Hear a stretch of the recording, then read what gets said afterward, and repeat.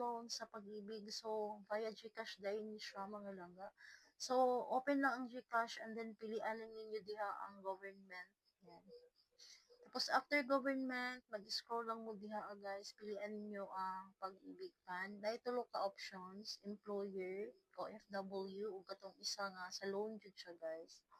So, ako no, ang akong napili diha guys is employer. So, dapat dili to siya.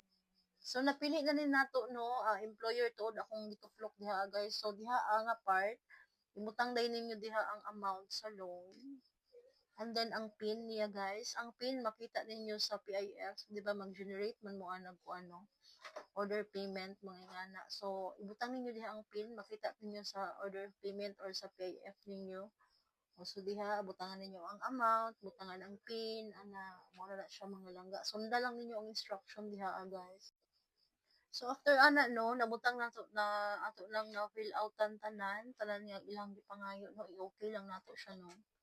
I-go lang nato na siya guys and then ana siya i-charge nga 7 pesos per transaction no.